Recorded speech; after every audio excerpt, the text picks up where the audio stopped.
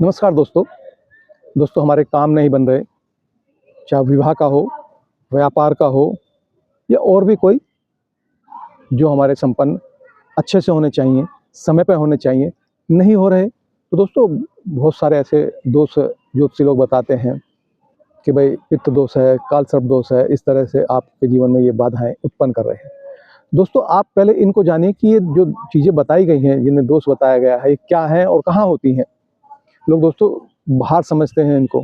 ये आपकी मानसिक बनावट को शो करता है। जो कुंडली है, जो 12 खाने हैं, 9 ग्रह हैं, 27 नक्षत्र हैं, ये आपके दिमाग की बनावट है, आपकी बॉडी की बनावट है। आपके मानसिकता को बता रही है, आपके सोचने समझने की शक्ति को बता रही है। तो पहले तो ये आप एक्सेप्ट करना शुरू कीजिए कि कोई ना कोई हमारे अंदर त्रुटि है, जिसके कारण हमारे काम नहीं हो रहे हैं। बगैर त्रुटि के काम कभी बिगड़ते नहीं हैं या कभी विलंब उनमें आता ही नहीं है। इसका मतलब कोई ना कोई कमी जब तक आप ये नहीं मानोगे, तब तक कोई समाधान आप खोज ही नहीं पाओगे, क्योंकि बगैर किसी कमी के कोई बाधा उत्पन्न होती ही नहीं है। दोस्तों मैंने आपको बताया कि ये जो दोष बताए गए हैं, ये आपकी मानसिकता की एक बनावट का नाम है कि आपकी मानसिकता में इस तरह की बनावट है, क्योंकि आपके पास वो सेल नहीं है जो उन चीज़ों को एब्जॉर्ब कर सकें। ये जो पितृदोष है, नेगेटिव चीज़ों की तरफ आकर्षित करता है। जो घटनाएं हमारे जीवन में घटती हैं, जब पंचम खाना पीड़ित हो जाता है तो बुद्धि पीड़ित हो गई, फिर हम अच्छा तरीके का डिसीजन नहीं ले पाते, अच्छा सोच नहीं पाते। तो दोस्तों सबसे पहले तो ये मानना ही पड़ेगा, मैं बार बार आपसे रिक्वेस्ट कर रहा हूँ कि हमारे अंदर कोई ना कोई ऐसी विचारों में कमी है जिसकी वजह से हम बार बार गलती कर रहे हैं। जब आप ये मान जाओगे तो दोस्तों इसका उपाय क्या है। देखो दोस्तों, घटनाएं किसी के हाथ में नहीं जो रुक जाए। ज्योतिष की जो विद्या है, आप किस तरह से प्रसन्न रह सकते हो उसको बताने का, उसको एक पैटर्न उसका बताने का एक तरीका है। और कैसे मानसिक उन्नति, कैसे आध्यात्मिक उन्नति हम कर सकते हैं, उसका रोड मैप ये कुंडली, ये ज्योतिष हमको बताता है, सिखाता है, समझाता है। तो आप ये सोच के किसी ज्योतिष के पास मत जाइए कि वो आपके ग्रह इधर से उठा के उधर रख देगा और आप ठीक हो जाओ। ग्रह आपकी मानसिकता है, आपके विचार हैं, जिसकी वजह से आपके साथ ये हो रहा है। आप गलती कर रहे हो, आपको ऐसा लगता है कि मैं तो सही हूँ। दोस्तों जब विपरीत परिस्थिति आनी होती है तो सबसे पहले असर मति पर होता है, बुद्धि पर होता है। वैसी ही बुद्धि हो जाती है। ये जो दोष है, ये उस तरह की बुद्धि को डेवलप करते हैं जिनको दोष बोला गया है। अब दोस्तों किसी का विवाह नहीं हो रहा है, उसमें विलंब है। आप बताइए, अगर कोई बच्चा कामयाब हो और बॉडी फिगर उसकी अच्छी हो, उसका ऑरा अच्छा हो, तो दोस्तों उसका विवाह क्यों नहीं होगा। आपके घर का एटमॉस्फेयर कैसा है, उसका भी किसी से रिलेशन बनाने पर बड़ा योगदान होता है। अगर आपके घर का एटमॉस्फेयर अच्छा है तो आपके रिलेशन बनाने में ये सहयोग करेगा ही करेगा, क्योंकि रिलेशन का जो खाना है वो सप्तम खाना है, और चौथे से चौथा मतलब चौथे का मानसिक सुख सप्तम खाना है। अब दोस्तों होता क्या है, बच्चों की उम्र बढ़ती जाती है, पुत्र हो या पुत्री हो, और विवाह योग्य वर वधू मिल ही नहीं पा रहे, जबकि ऐसा नहीं है। मैंने बताया ना, आप कोई त्रुटि कर रहे हैं अपनी सोच में। आपकी जो सोच है उसमें कितनी त्रुटि है, क्या त्रुटि है, ये मैं आपको बताऊं, ये मेरे बस में नहीं है। क्योंकि एक आदमी के विचार पता नहीं कितनी तरह के होते हैं, और वो किस क्षेत्र में कौन से विचारों के साथ जीवन को आगे बढ़ा रहा है, उसमें क्या कमी लेके चल रहा है। ये तो जब कोई आता है, मिलता है, तो कुंडली देख के हम ये बताते हैं कि आपके घर का एटमॉस्फेयर ठीक नहीं है। आप सामने वाले लोग जो 180 डिग्री पर जो लोग होते हैं लगन से, जिनसे रिलेशन बना रहे हो, वो खाना ठीक नहीं है, वहाँ आपका व्यवहार ठीक नहीं है, उसका असर आपकी पर्सनैलिटी पर पड़ रहा है। आपका जो कर्म क्षेत्र है वो कैसा है, आपका जो बुद्धि का क्षेत्र है, क्रिएटिविटी का जो क्षेत्र है, जो पंचम भाव है, संतान का उत्पत्ति का भी माना जाता है, वो क्रिएशन का, वहाँ से संतान भी क्रिएट होती है। आपका दूसरा भाव वाणी का कैसा, इन सारों को मिला के ही हम एक निष्कर्ष पे पहुंच पाते हैं कि भाई आप ये। लेकिन पहले तो यही मानना पड़ेगा कि भाई हमारे अंदर कोई कमी है। और दोस्तों, आप मत जाओ ज्योतिषी के पास, मन मानो ज्योतिषी की बात, पर मैं आपको एक सरल और सच्चा एक उपाय और बताता हूँ। दोस्तों, 9वां खाना भाग्य का होता है, दूसरे के एक्सपीरियंस का होता है। 8वां खाना हमारा खुद का एक्सपीरियंस है। हम जीवन को जो एक्सपीरियंस करके जो चीज़ें देखते हैं, सुनते हैं और नॉलेज प्राप्त करते हैं, वो अष्टम भाव से आती है। तो हमें 9वां खाना मजबूत करना होता है, यानी भाग्य का। भाग्य का खाना कैसा मजबूत होगा? भाग्य का खाना अभी बोलते हैं इसको, विवेक का खाना भी बोलते हैं, पिता का खाना भी बोलते हैं। दोस्तों, जब आप ज्ञानी जनों की संगत करोगे और ज्ञानी जनों के जो विचार हैं, ग्रंथों में लिखे हुए हैं, उनका अध्ययन करोगे, उनका चिंतन करोगे। मैंने कहा ना, अब मन मानो ज्योतिषी की बात, मत जाओ किसी ज्योतिषी के पास। आप हमारे जो संस्कृति है, जो हमारी सभ्यता ने, हमारे ऋषियों ने हमें दिया है, जो हमारे सनातन धर्म ने हमें दिया है ग्रंथों के रूप में, उसमें सब तरह की नॉलेज है। कोई भी ऐसी दुविधा हो, आप अपने धर्म ग्रंथों को खोलिए, गीता का पाठन पठन कीजिए, चिंतन कीजिए, आपको हर सवाल का जवाब उसमें मिल जाएगा। पर आपको ऋषियों की जो बातें हैं, जो उनके प्रवचन है, उसमें आस्था रखनी बहुत ज़रूरी है। तभी आप इन ग्रंथों को समझ पाओगे, उनके जो कहने का जो भाव है उसको समझ पाओगे। अन्यथा अगर आप ऐसा नहीं करते तो ग्रंथ पढ़ के भी आपको कुछ समझ में नहीं आएगा। आप अपने हिसाब से जो ग्रंथ के भाव है, अपने हिसाब से उनको अपने जीवन में धारण कर लोगे। दोस्तों, जब आप ग्रंथों का अध्ययन करोगे, ऋषियों की वाणी सुनोगे और उनका सत्संग सुनोगे, तो आपको अपने अंदर की जो कमियां हैं वो बिल्कुल क्लियर समझ में आने लग जाएंगी। और जब जिस आदमी को कमियां समझ में आने लग गई, तो वो अपने कमियों पे काम कर सकता है, उनको ठीक कर सकता है। आप कुंडली के भरोसे बैठ गए कि भाई ज्योतिषी ने कहा था कि आपके विवाह में देरी है, विवाह में ये है, विवाह ऐसे हो रहा है, तो भैया डेट भी बता दो कब हो रहा है। काहे को इतने साल तक इंतजार करवा रहे हो? ये घटना डिसाइडेड है, परमात्मा के हाथ में है, किसका रिलेशन किससे बनना है, कब बनना है।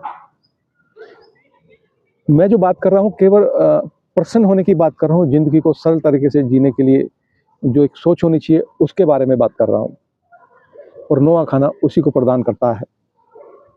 दोस्तों, सारी जीवन की जो समस्याएं विवेक के द्वारा ही हल की जा सकती हैं। कौन सी चीज़ हमारे लिए सही है, कौन सी गलत है, ये जो 9वां खाना गुरु यहाँ का कारक होता है। गुरु भी इसी खाने को दर्शाता है। जब आप उसको बलि कर लेंगे, गुरु विवेक को दर्शाता है। जब यहाँ आप संतों की वाणी सुनोगे और ग्रंथों का अध्ययन निरंतर करते रहोगे, तो आपका विवेक जाग जाएगा और आपको रॉन्ग और राइट की समझ, कौन सी चीज़ें मेरे हित में है, कौन सी चीज़ मेरे हित में नहीं है, ये समझ में आने लग जाएगा। जो आपके अंदर एक जिद बना है ना कि मैं ही सही हूँ, यही सारी समस्याओं की जड़ है। कोई भी पूर्ण सही हो नहीं सकता। हम इंसान हैं, भगवान नहीं। हमारे अंदर 6 विकार हैं, काम, क्रोध, लोभ, मद, मात्सर्य। हम इनसे पीड़ित हैं दोस्तों। तो दोस्तों, ये जो विकार हैं, ये खत्म तभी होंगे जब आप धर्म का खाना बलि करेंगे, 9वां खाना बलि करेंगे। ये विकार ही हमारे अंदर कोई ना कोई विकार है, जिसकी वजह से हमारा जो विजन है वो क्लियर नहीं है, हमारी जो सोच है वो क्लियर नहीं है, वो किसी ना किसी इन विकारों से प्रभावित है, जिसकी वजह से हम अपना अच्छा देख नहीं पा रहे। हमें ऐसा लगता है जो हम कर रहे हैं वो ठीक कर रहे हैं, हम सही दिशा में चल रहे हैं, लेकिन हमें दिशा जो देते हैं गुरुजन देते हैं, हमारा विवेक हमें दिशा बताता है, वो सारा 9वें खाने से आता है। दोस्तों, विवाह नहीं हो रहा, मैं पक्की आपको बताता हूँ, वो तो परमात्मा ने डिसाइड कर रखा किस समय किससे कहाँ होगा। लेकिन मैं जो आपके कार्य अटके हुए हैं, उनमें जो विलंब चल रहा है, उसमें ये खाना काफ़ी सहयोग कर सकता है। आप इसको बलि कीजिए। और जो 9वें से चौथा खाना है, जो 9वें का मानसिक सुख है, जैसे पहले का मानसिक सुख जो चौथा खाना है, ऐसे ही 9वें का जो मानसिक सुख है वो 12वां खाना है। तो 12वां खाना चैरिटी को शो करता है। इसके अंदर जो भी द्वेष हैं, जो नेगेटिव विचार हैं, ये इसको खाली करने की बात करता है। मुक्ति का है 12वां खाना। कोई भी ऐसी चीज़ को संभाल के मत रखिए जो आपके दिमाग को जकड़न या अकड़न में हो। वो कब होंगे, आप मुक्त कब होंगे? जब आप अपने ज्ञान की,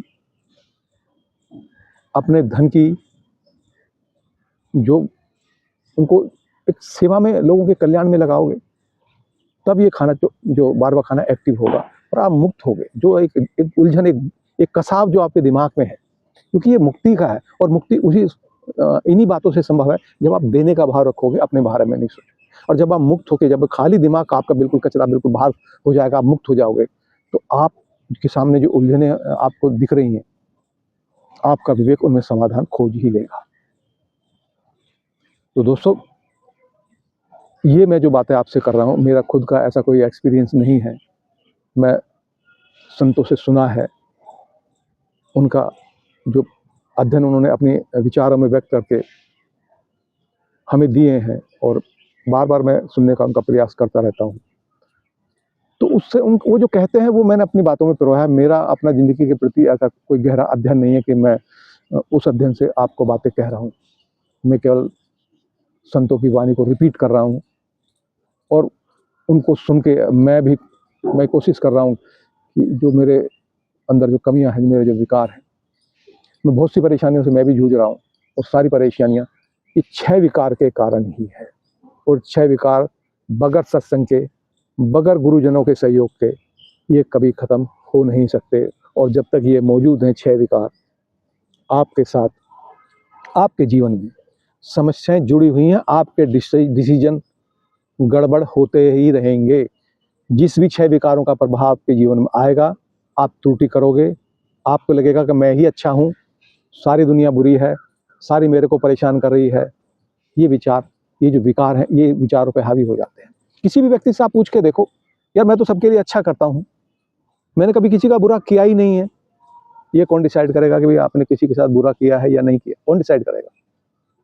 जब आप धर्म ग्रंथों को पढ़ोगे और संतों की वाणी सुनोगे, तब आपको पता चलेगा कि आप कहाँ गलत हो। मगर भगवान इतना निर्दय नहीं है कि आप अच्छा करो और आपके साथ बुरा कर रहे हैं। ये कुदरत ने एक ऐसा सिस्टम बनाया हुआ है, शनि महाराज को छोड़ा हुआ है, वो आपकी हर एक्टिविटी को लिखते रहते हैं।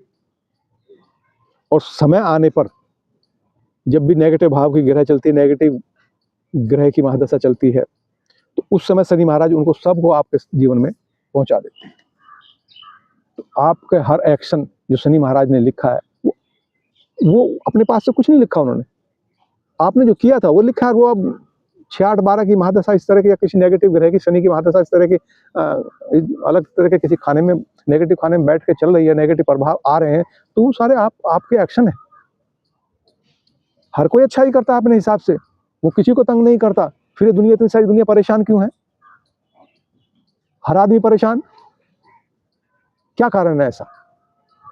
ये भगवान ने सिर्फ आपको यहाँ एंटर मारने के लिए बैठा रखा, कि आपको जब जो भी उससे पसंद आता है, ऊपर वाले उसी में एंटर मारता है। ऐसा है क्या? हम उसकी संतान है, को अपनी संतान को दुखी कैसे कर सकता है? हम सभी उसकी संतान है।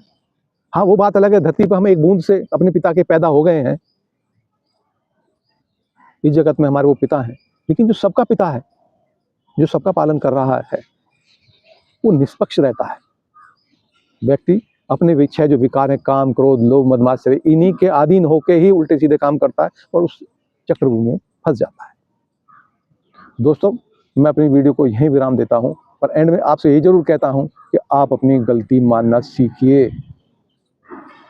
अगर आप किसी न किसी समस्या से ग्रस्त हैं, आपका विवाह नहीं हो रहा, आपके पुत्री का विवाह नहीं हो रहा, आपके पुत्र का विवाह नहीं हो रहा, आपका व्यापार नहीं चल रहा, कोई बाधा आ रही है, तो आप अंदर झांकिए। आपने कोई ना कोई ऐसे विकार का आश्रय या ऐसे विकार के प्रभाव में हैं, जिसकी वजह से ऐसा हो रहा है। आप उस पर काम कीजिए। राधे राधे।